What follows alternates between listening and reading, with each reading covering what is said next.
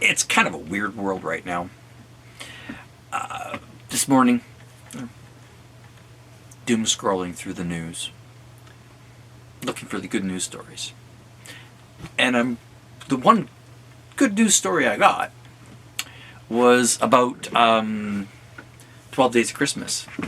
Only this was the Bob and Doug McKenzie version, the Hoser version of the 12 Days of Christmas. The opening line is, "On the first day of Christmas, my true love bought for me a beer." And then it goes on from there. 2 turtlenecks, that kind of stuff. And what they were doing was a cost analysis of inflation. So 1981, what did these things cost versus 2021, 40 years later. The irony is that some of the weird bad news stuff, the darker stuff that I've been reading, has also got me thinking about the 80s. See, at the beginning of the 80s, I was a kid. And when the 80s ended, I was a legal adult pretty much everywhere. And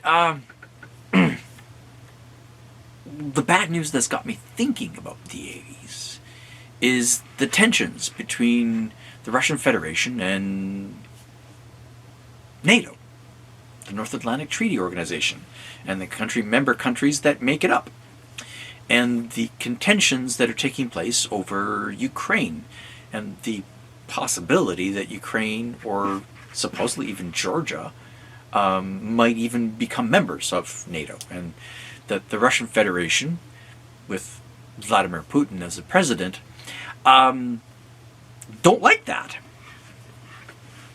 Which is, interesting, considering these are 2 countries that they invaded.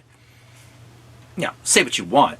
At the time that they occupied Crimea, it was part of another country. You can talk all you want about, things like, referendums and historical circumstances, which fine.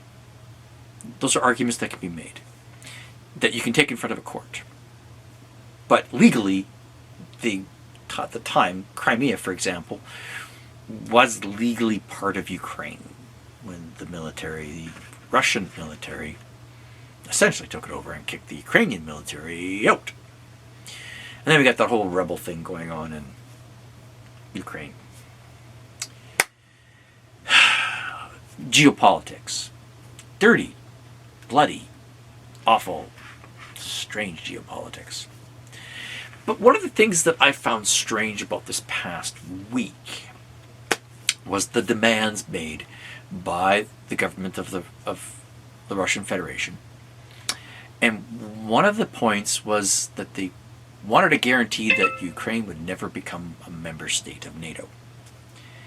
And I've always found that weird, because they don't want any more eastern states, because that's against their border. Well, that was the kind of the thinking that was happening in the 80s. That was the worry in the 80s. And we had 2 blocks sitting each other with guns, missiles, whatever, pointed at each other.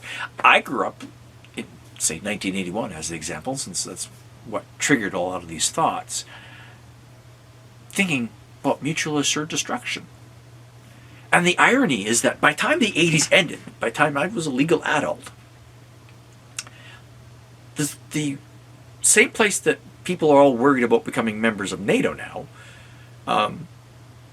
well, they were part of the Warsaw Pact, or they were part of the Soviet Union.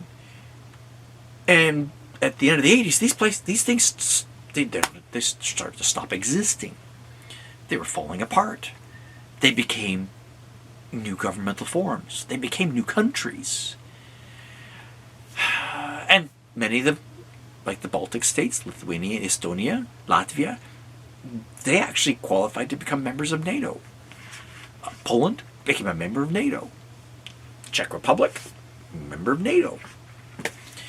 And I've always found it weird that Russia never did. And truly, they could have. I mean, there's absolutely no reason why Russia in the past, or to be honest, if and when a new administration succeeds Vladimir Putin, there's a reasonable possibility that they may actually want to become a member of NATO, or the European Union for that matter. I don't know if it's likely, but if you told me in 1981 that by the time that decade had ended, that the Soviet Union and the Warsaw Pact would have disintegrated, I wouldn't have believed you. So, why would we listen to these things? Because we don't really know what's going to happen. I grew up living and thinking mutual assured destruction. At the end of a decade, I wasn't thinking mutual assured destruction anymore. I don't know, guys. Keep having fun.